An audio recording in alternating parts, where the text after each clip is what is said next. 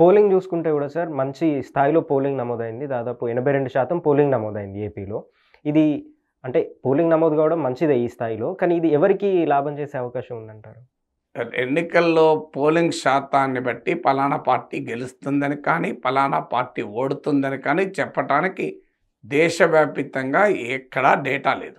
హ్మ్. గెలిచిన సాధారణంగా పోలింగ్ పెరిగింది అంటే ప్రభుత్వ వ్యతిరేకత అనే ఒక అంచనా ఉంటుంది. హ్మ్. కారణం ఏంటంటే నెగెటివ్ ఎమోషన్ ఎక్కువగా ప్రభావం చూపుతుంది. కానీ మీకు పోలింగ్ పెరిగినప్పుడల్లా నరేంద్ర మోడీ గెలిచాడు మరి.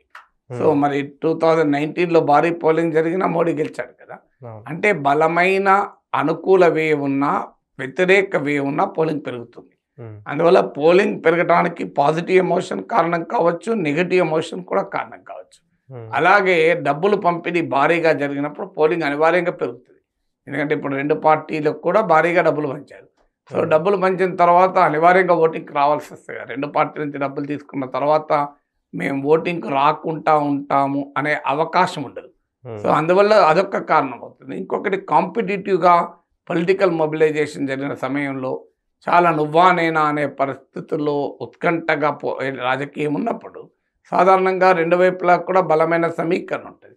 ఇప్పుడు 50 మందికి ఓ వాలంటీర్ ఉన్నారు. 25 మందికి ఓ గృహమిత్ర పెట్టారు. పార్టీలు పోటీ పడి జనాన్ని సమీకరిస్తారు. ఇలాంటి రాజకీయ వాతావరణంలో ఓటింగ్ పెరగడం ఆశ్చర్యపడాల్సిందే. గతంతో పోలిస్తే 2% ఓటింగ్ పెరిగింది. హ్మ్. ఎందుకంటే గతం కన్నా చాలా పోలరైజ్డ్ బ్యాటిల్ నడిచింది. గతం కన్నా నువ్వా నేనా అనే స్థాయిలో పోటీ జరిగింది. అందువల్ల గ్రాస్ రూట్ పొలిటికల్ మొబిలైజేషన్ పెరిగినప్పుడు ఓటింగ్ పెరుగుతుంది. అందువల్ల ఆ ఓటింగ్ పర్సంటేజ్‌లను బట్టి కంక్లూజివ్‌గా ఫలానా కారణం వల్లనే గెలిచారు, ఓటింగ్ పెరిగింది గనుక గెలుస్తారు, ఓటింగ్ పెరిగింది గనుక ఓడుతారని ఎక్కడ కంక్లూషన్ చేయలేము.